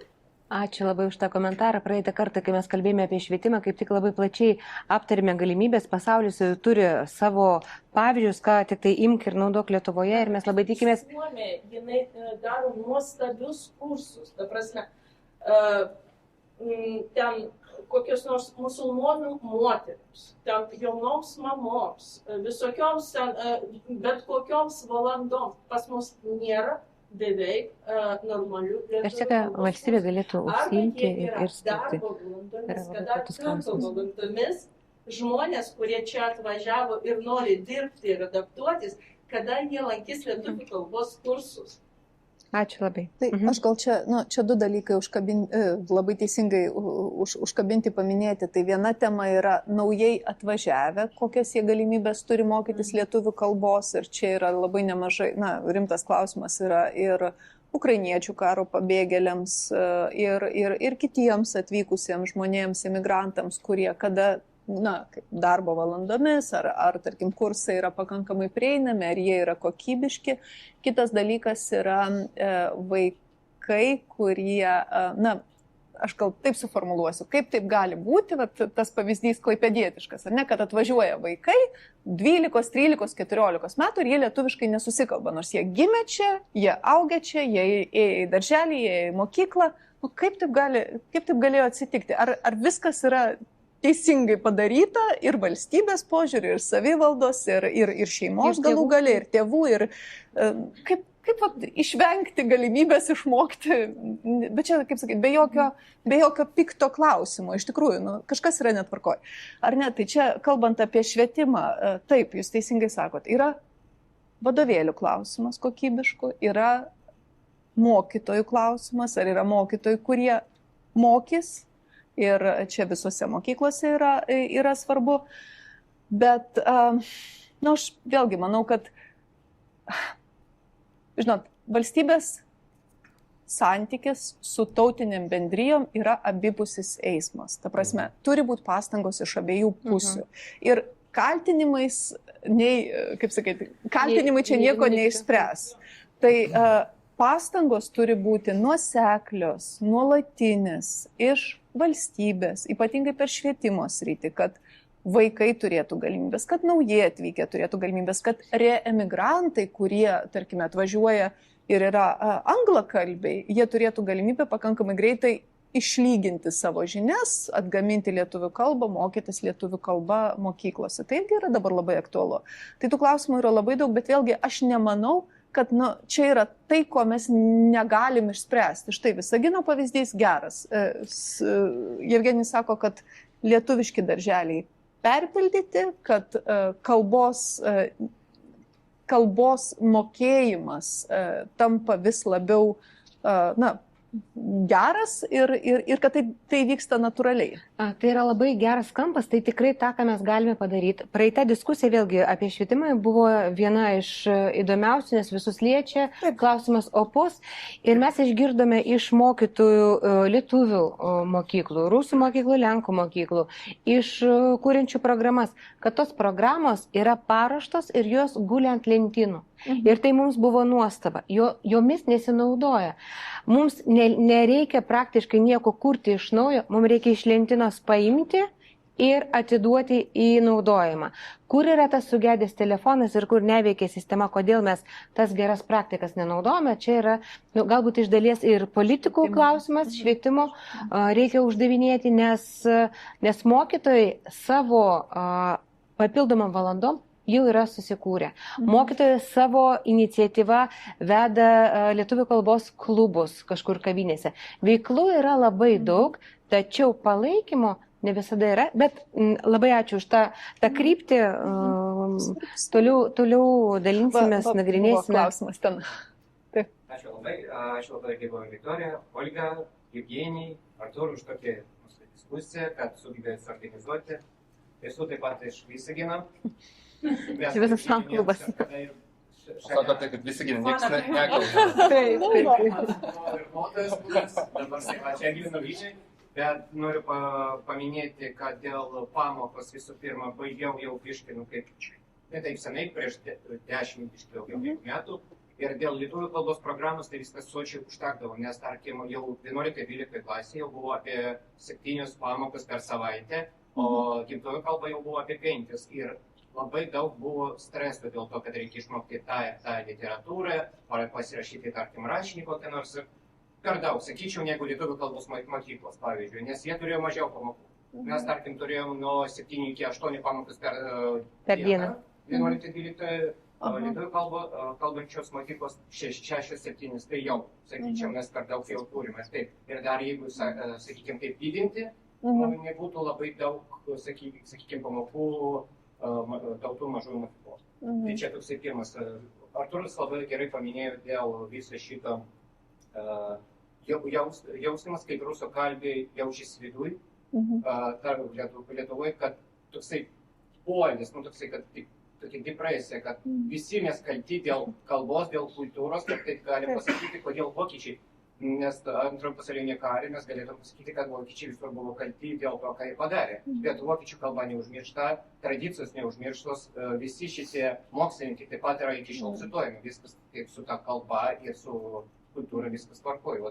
Negalime mes Lietuvoje panašiai tokie pavyzdį pasakyti, paminėti, nes kai kurie mūsų negirdi. Kada mes pradedame aiškinti, kad yra, tarkim, vokiečių kultūra, tai sakė, čia buvo per seniausio laikų. Niekams jau šiuo metu čia neįdomu. Taip pat, kaip paauglys, tik senai paauglys, kada paaugliams viskas uždraudžia, panašiai, jie atvirkščiai nori daryti. Nes mes suaugęs, mes suprantam, o paaugliai visiškai atvirkščiai. Negalima, mes padarysim. Čia yra. Ir toksai dar momentas, nes žiniasklaida ir panašiai, ir dabar su dabartiniai, aišku, čia su įstatymais, dauguma yra tokie rusų kalbančiams, yra nuostolis, dėl to, tarkim, galiu iš savo patirties pasakyti, esu ne Lietuvos pilietis, yra nemaloniausias šiuo momentu pilietis ir man visur dabar durys uždarytos.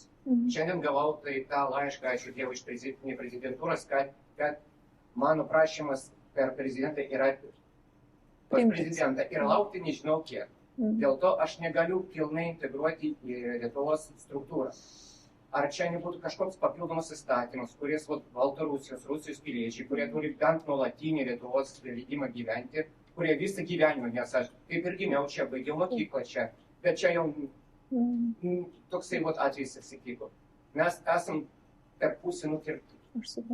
Tai va, negalim daryti kažkokio toliau jau judėjimų, sakykime, taip jo. Ir čia, nes su darbais, tarkim, kai kuriuose įmonėse nenori imti dėl pilietybės. Taip pat.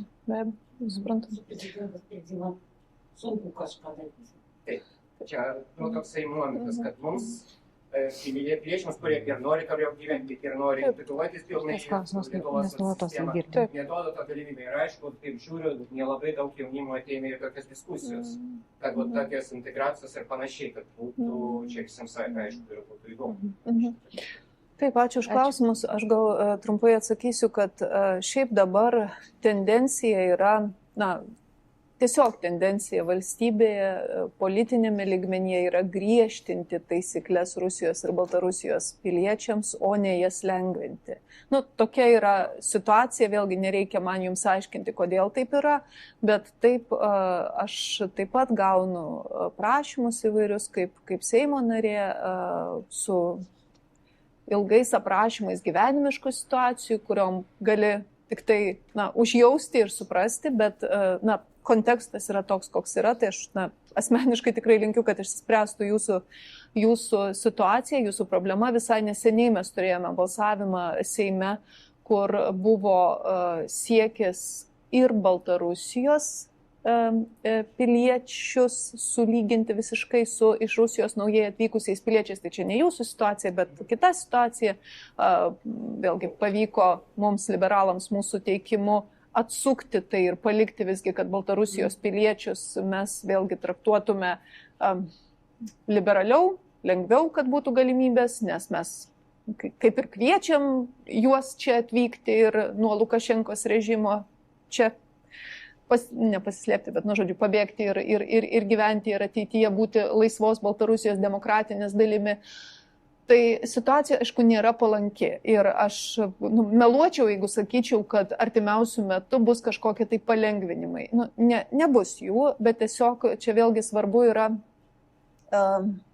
Aš gal taip pasakyčiau, kiekvienas iš mūsų, visi mes esam, kaip pasakyti, kiekvienas turim savo tą vertinimą situacijos ir susidurime su įvairiom savo kasdienybei situacijom. Mano, pavyzdžiui, įspūdis yra toks, kad Vilniuje tikrai neretai, tarkim, įsėdusi tą patį Boltą, kalbi rusiškai, taip, būna tokių pokalbių ir kažkokio tai klešo, konflikto dėl to nekyla. Jūsų galbūt pavyzdžių yra kažkokių, kad, tarkim, prakalbus rusiškai sulaukėte blogos reakcijos. Aš, žinot, visokių būna situacijų, bet aš matyčiau, kad, taip, tikrai tikiu, kad yra buvę tokių, bet aš matyčiau, kad vėlgi pas mus yra gana toks visgi liberalus požiūris ir visgi aš laikyčiau, kad pakankamai draugiškas, multikultūriškas, nepaisant viso akivaizdžiai neigiamo konteksto rusų kalbai dabartiniu laikotarpiu. Tai tik tiek ir te galiu pasakyti. Čia yra dar klausimas. Galiu trumpai pasitengsiu. Mano kraštytės labai priminė vieną istoriją, kurie mano manimu dabar labai gerai atspindi dabartinę situaciją. Prieš, nežinau, 5-7 metus turėjau tokį pokalbį su vienu nepaskutinį žmogų Lietuvoje ir politikoje, kuris davė tokį patarimą. Sako, pakeis pavardę ir vardą, rašyk as, ne Evgenijus Šuklin, o Evgenijus Šuklinas, Ir tada tapsi, savas, turėsi karjerą, sako, tave nerenka niekur, nes tu, ta prasme, nesavas, ne? Tai man ta situacija ir dabar ta kova ir kaip Kriščiūnų pasiūlymai labai tą puikiai primena. Ačiū tau labai, kad paskambinai, atleisk, aš diskusijai buvau, tai negalėjau kalbėti, bet viskas gerai, taip, tu gal jau namie? Viskas, ačiū tau labai, jeigu kažko reikės, skambink, gerai? Tai dabar tas viskas nesiskaito, jeigu tik tai aš prirašysiu aš prie pavardės, tada aš, ta prasme, tai gerai, aš tau pridėsiu, gerai? Tai pas mus vertina ne pagal žmonės, ne pagal jų norą, ne pagal jų lojalumą savo valstybei, o pagal tokias etiketės ir tokias kriterijus. Tai manau, dabartiniai tokie pasiūlymai, ta prasme, kova, nežinau, su tikrai situacijos neišspręs, reikia atvirkščiai turėti dialogą, kokį ir dabar turim, ir tada tikrai rezultatas bus geresnis, negu mes kovosim, tiesiog, kad visi, kurie turi rusišką pavardę, nors jis nusipelnęs Lietuvai žmogus, bet jis visada bus nesavas. Mes turime dar klausimą vieną, ar ne? Klausimą ir galbūt keletą pastabų apie mes paliestą temą. Grigorijus Patušenko, iš Vilniaus universitetas. Truputėlį garsiau, jeigu galima.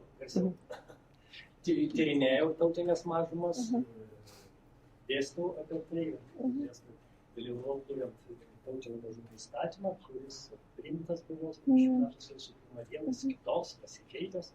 Čia galėjo būti politinis procesas, gal ir gerai. Bet dabar jau, kadangi ir diskusijų pradėjome nuo to, kad iš tikrųjų tas precedentas, kad dabar politikai vėl sugrįžta prie tautinių mažumų švietimo klausimų, kalbos didinimas švartinimo į forsuotos integracijos klausimų kėlimo. Tai norisi keletą pastabų pasakyti. Statistika rodo, kad absoliučiai dauguma Lietuvos gyventojų moka. Jeigu prisiminti liberalą, aš buvau ir Lietuvos liberalų partijos pirmamečiai, galbūt net šimtą. Liberalinis pirmininkas buvo, liberalai pasikeitė po to laiko, kai kurie labai, bet liberalų požiūriu, po to mes turime lysti šitą reikalą. Yra įstatymai, yra procesas vyksta, mokykloms duota didelė teisė, yra įstatymas, kuris garantuoja.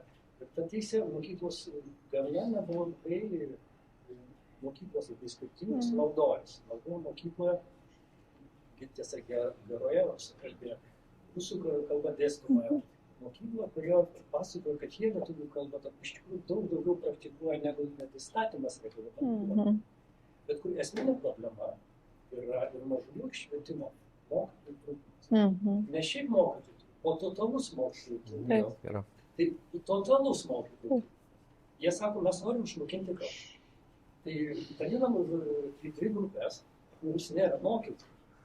30 mokinių perkeltos mokyklų. Žinoma, į dvi nėra mokytojų. Kur problema?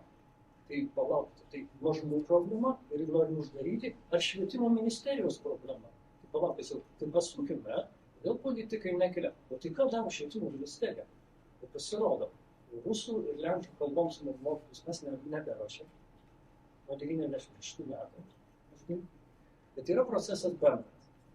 Vadinasi, tas segmentas švietimo yra paliktas savieigai.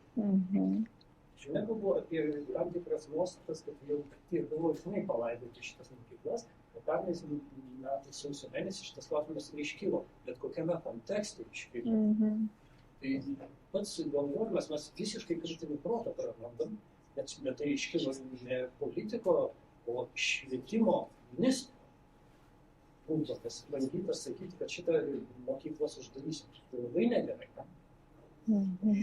Visiškai jokio pagrindo nebuvo, bet tada, ačiū Dievui, ir jūs pirmininkė, ir ministrė pirmininkė, ir atrodo, prezidentas šiek tiek pasidarė, sako, čia mes dabar nespręsim tokiu mastu šito klausimą. Tas visiškai nekorektiškas klausimas. O tai labai stipriai pažeidė tą bendruomenę.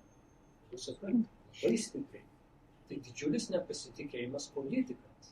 Iš metrų, tai sako, tai viskas, tai paskutinio šūvio tai reikia. O tokiais terminais kalbam. Bet mes kalbam apie geopolitinės grėsmės ir tokius veiksmus. Štai vadinam pasąžymą. Nesusipratimas. Sveiko proto prasme nesusipratimas. Bet tai procesai tokie vyksta ir mes žinom, kad tai visuomenė tiesiog įsitempus ir tos nepasitikėjimo bangos įvairios yra. Tai kaip ir visos mažumos šiandien susiduria su tai, ką aš vadinu antrinė reakcija į tai, kad Lietuvos visuomenės dalis reaguoja į karą. Rusai reaguoja, bet Lietuvos visuomenės specifiškai. Tas totalus rusiškumo kansinta kultūra bendruomenės sugeria ją ir ją reaguoja dėl. Jau nereaguoja nei geopolitinius dalykus, o tai, kas vyksta Lietuvoje. Žiniasklaida ir tarp politikų retai tai atkreipiamas dėmesys. Tarptautinių santykių institucijos irgi apie tai nekalba. Aš jiems visą laiką galiu klausimą, o pažiūrėkim, kas vyksta Lietuvoje. Kad ta bendruomenė, aš pats esu jos dalis ir turiu daug giminių, draugų ir pažįstamų ir žinau, kas vyksta. Daugelis dalykų, kurie skaudus, vyksta net į viešumą nepatekti. Jie sugeria. Ir šitą yra ribos. Tai vienas dalykas, bet yra pragmatika. O ką politikai šitai situacijai, sakyčiau, visiškai pritariu čia tai, ką ir jūs kalbėjote, mes turime palaikyti dialogą. Ypač su ta bendruomenė, kuri galbūt mums kelia įtarimą. Bent jau dalis jos, kad tokių yra, kitaip galvojančių, tai nepaslaptis. Klausimas, ką mes, kokie santykiai su jais nusibrėžime. Ar tai mes norime išlaikyti jos dialogo plotmėje, ar juos atstumame. Tas Latvijos Estijos pavyzdys su pilietybė ir dabar su mokyklom yra visiškai patys savo pasukūrė, net jau šiandien kalbant netokia Lietuva neina to. Ir mes nesinorėtų vėl sugrįžti, kalbėti latviškas, estiškas pavyzdys, kodėl mes to nedaro. Labai nekorektiškas klausimas. Jis yra keliamas dažnai. Taip. Jaučiu, pas universitetą dėstau šitos dalykus. Bet labai aiškus svarbu dialogas, svarbu politikų reakcija, neapykantos kalba į tokių labai keistų dalykų kėlimą, tai politikus klausosi. Mes iš tikrųjų nesukūrėm pakankamai visuomenės, pilietinės visuomenės stiprios, ypač dabar rusakalbių sektoriai, kurie adekvačiai galėtų reaguoti. Ir jie todėl žiūri politikus. Net kartais per daug žiūri. Bet ką jie pasakys, jau nuskriustų pozai nori atsistoti. Tai jiems kartais reikia irgi padrastinti. Tai sakykite, ką jūs galvojate apie tai. Tai yra vietinis visuomenės mechanizmų turėtus. Politikų veiklo labai svarbus. Sugrįžtam prie švietimo. Raktas tai yra mokytojas. Ir kai mes kalbam apie lietuvių kalbos pamokų dėstymą, tai savaime suprantamas dalykas, kad reikia mokėti lietuvių kalbą. Čia klausimo nekyla, klausimas kaip išmokinti. Taip.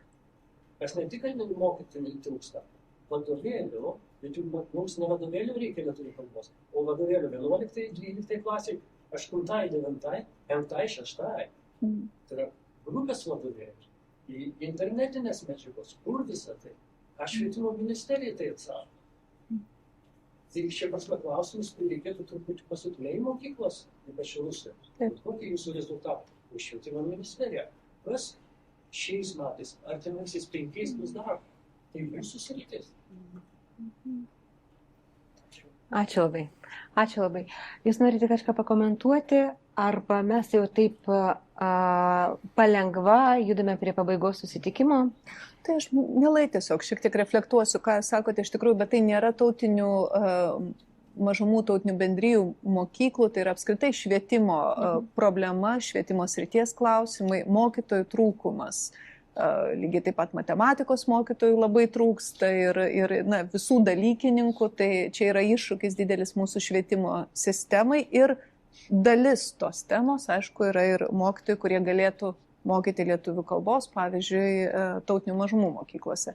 Tai aš jums atsakymo šiandieną į tai, kaip spręsti šitą problemą neturiu, nes aišku, kad apie tai ir daug diskutuojama ir įvairių priemonių įmamasi ir jūs žinote, kad yra nacionalinis susitarimas dėl švietimo ir kad mokytojų darbo užmokestis kilo pastaraisiais metais iki tam tikro VDU 130%, tai tie dalykai yra įgyvendinti, bet aišku, su švietimu, kaip ir su sveikatos apsauga, geri dalykai įvyksta tik tada, kai viena pasirinkta teigiama linkme eini ne 1 metus, ne 2 metus ir netgi ne vieną politinį ciklą.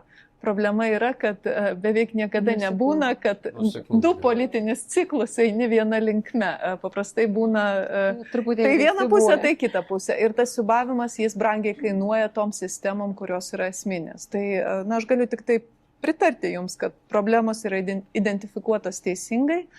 Vadovėliai, vėlgi problema yra ne tik tautinių mažumų mokyklose. Jūs puikiai žinot, kad vadovėlių trūksta ir dažnu atveju iš elektroninės erdvės ta dėstoma medžiaga yra imama dalykininkų visose mokyklose, ypač vyresnėse klasėse. Tai čia bendra problema, bet, na, kaip suprantu, jūs tą diskusiją turėjot ir linkiu kaip ir dar turėt, bet kita vertus būtų mums įdomu irgi ir na, konkrečiai liberalams ypatingai matyti, kokie gali būti pasiūlymai ir sprendiniai, nu, vat, iš jūsų pusės, iš jūsų forumo išeinantis, nes nu, mes tikrai mielai ir bendradarbiautumėm ir ieškotumėm galimybių, na ir pasiūlytumėm. Tai čia, matyt, reikia palaikyti ryšį toliau. Taip. Visai paskutinis klausimas. Jeigu galima, aš rusiškai pasakysiu, kad не visi mano draugai gali suprasti šitą информацию. Мы знаем, что Литве вообще нужны мигранты. И мы сейчас, пока говорили, мы говорили вообще про людей, которые долго уже здесь прожили, школы закончили. И, с другой стороны, мигранты, которые приехали, это люди, которые политически очень полезны для Литвы, потому что они помогают справляться с Чернигайским районом, с людьми, которые еще любят Советский Союз и так далее. Но вот как раз в этом направлении практически ничего не делается, чтобы вот этих новых мигрантов, которые являются политически очень достойными, правда, слушает белорусское, я понимаю, радио не Лукашенковское, потому что вы сказали про Лукашенковское, я понимаю, да, то радио?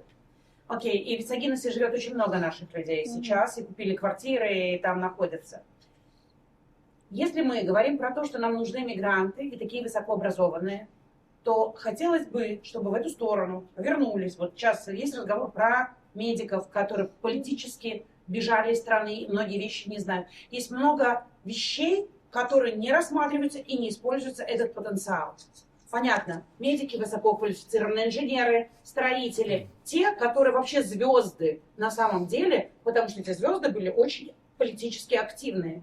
И это прямо подарок стране, которая в 90-м году, в 91-м году приняла то решение не делить людей. И благодаря этому все-таки было большое развитие экономическое, как бы то ни было, потому что люди восприняли страну как свою. Сейчас те звезды, которые приехали, им надо дать такую же возможность. Я понимаю, что, я же говорю, я вижу, что в Шевченкайском районе есть востребованность таких людям. Понятно, в Висагиносе, потому что есть старшее поколение. В Клайпеде даже в той есть старое. То есть этих людей надо использовать.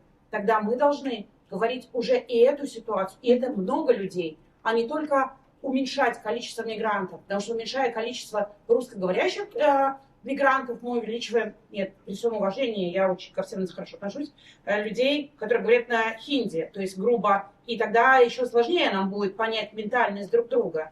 Пока мы здесь самые близкие друг к другу люди, говорящие и которые хотят понимать, nori supranti lietuviškai, nori kalbėti lietuviškai, bet iš kitos pusės jie nori būti, kad lietuvai supranti šitai baltarusai, rusai, žmonės, kuris bėga nuo tokie varvarai, kad Putinas ir Lukašenka.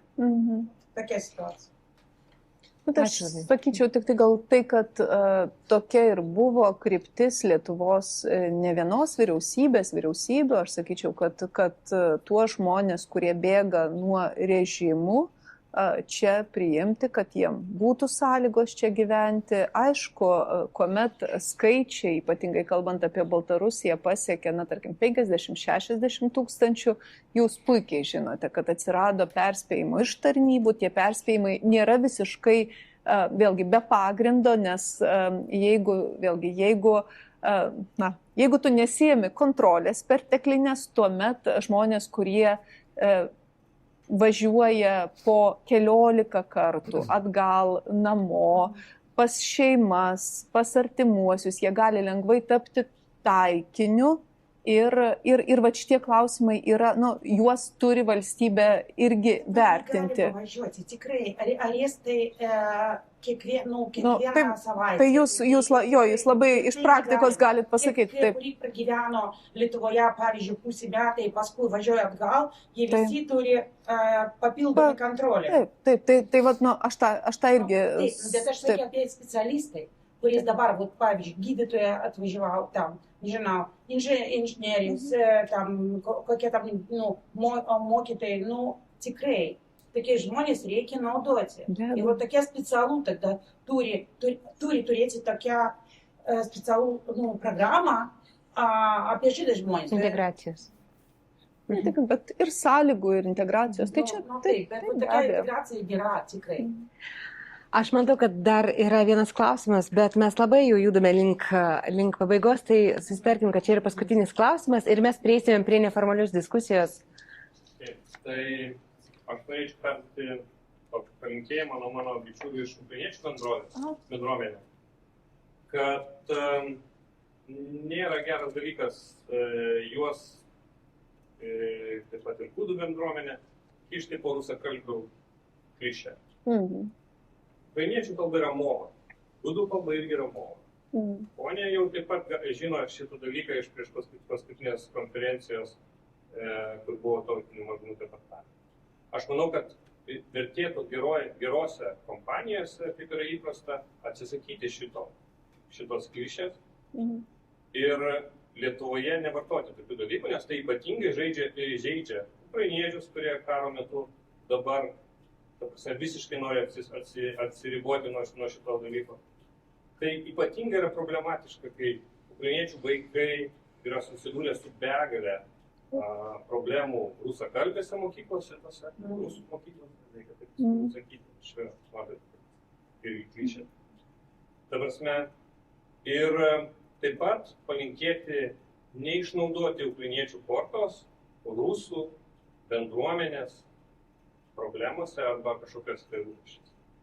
O taip pat norėčiau Viktoriją paklausti, žiūrėkite, aš kadangi iš kito burbulo, tai pas mane visai kitos problemos ir kiti dalykai. Aišku, čia buvo labai daug gražių pasisakymų, gerų dalykų yra, tačiau ar tikrai mes turime tokią gerą padėtį čionai su rusų bendruomenė? Pagal paskutinius surašymus duomenys yra 60 000 save įvardinančių rusų.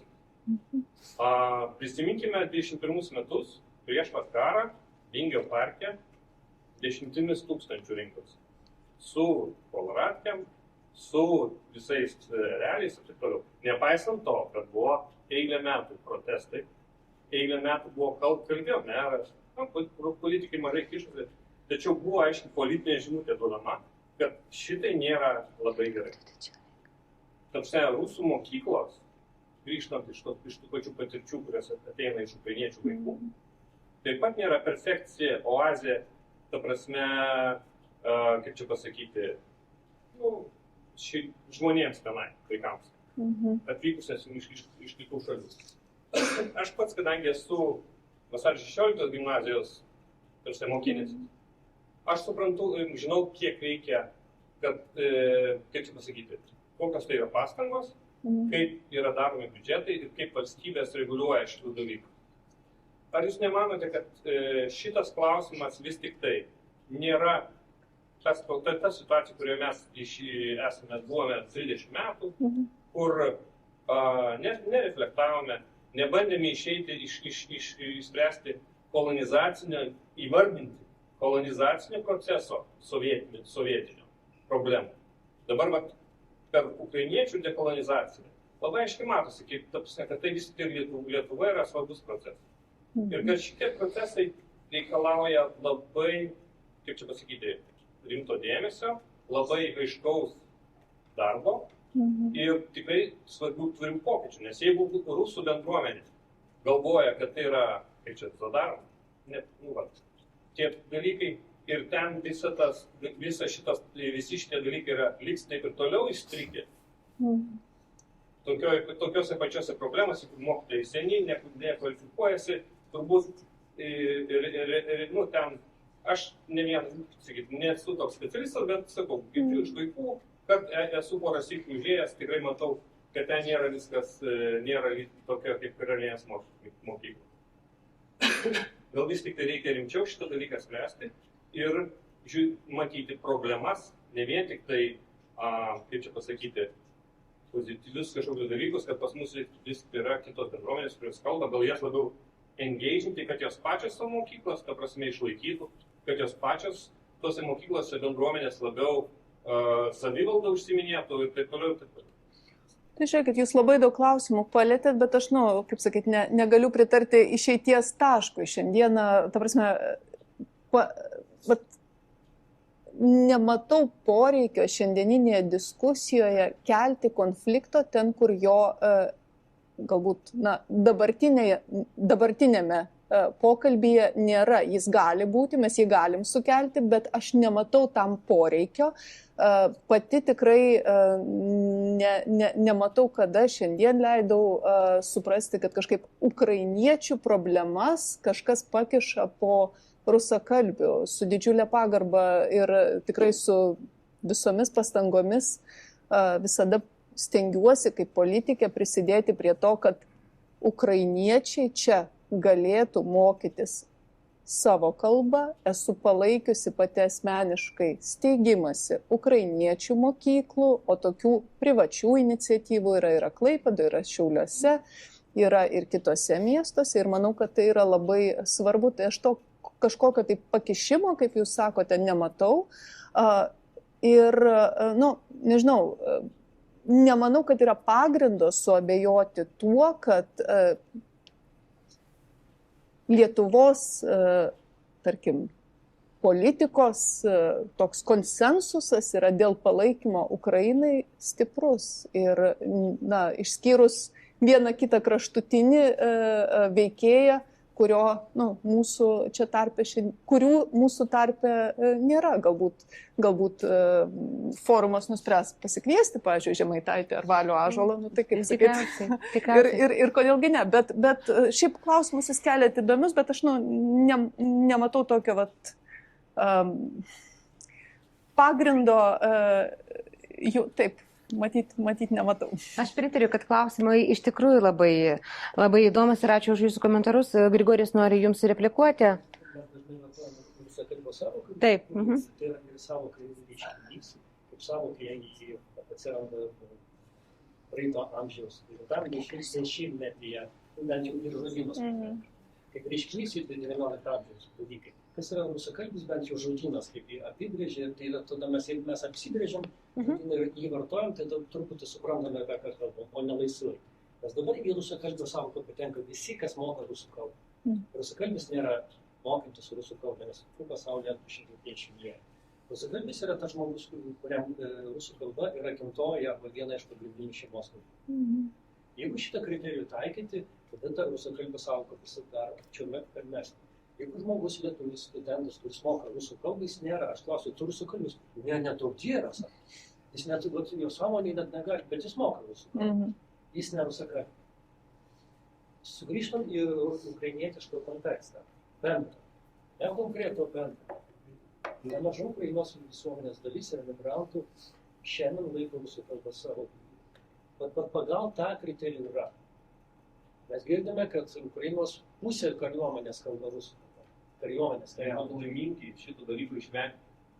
Laimingi atsikratyti. Aš suprantu, apie ką kalba ukrainiečiai ir tikrai jų jausmus suprantu. Bet faktai rodo, kad kitą nuotaikos mes žinom.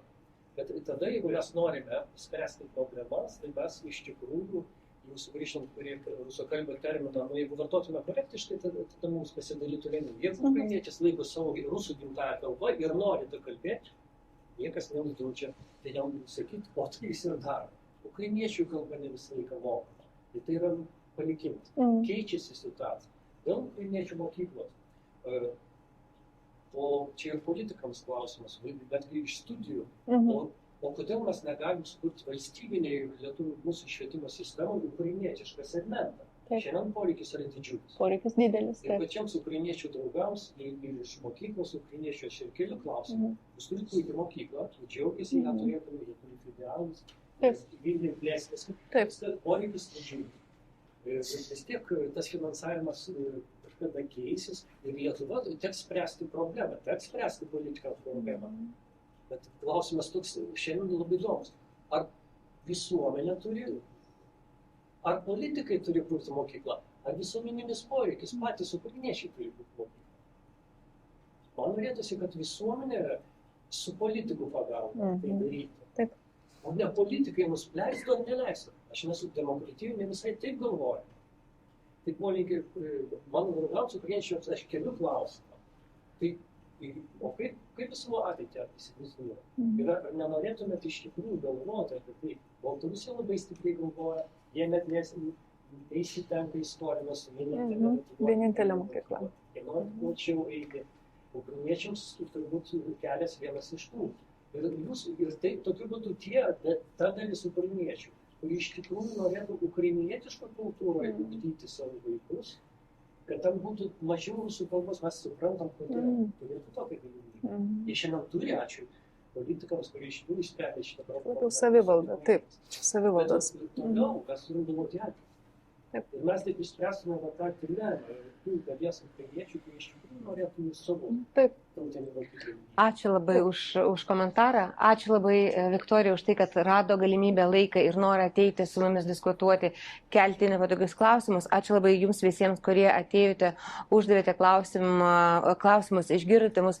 Kaip visada mes nedadame taško diskusijos pabaigoje, nes jūs galite pasivaišinti ir dar išgerti arbatos kavos ir padiskutuoti ir tarpusavėje aptarti tą, ką nespėjote galbūt užduoti. Pasinaudokite, prašau, galimybę ir neišbėkite, neišeikite iškart, pasikalbėkime, aptarkime ir susitiksime kitą kartą kitoje diskusijoje ir tęsime mūsų klausimų nagrinėjimus. Dėkuoju vis labai. Ačiū, Viktorija. Ačiū.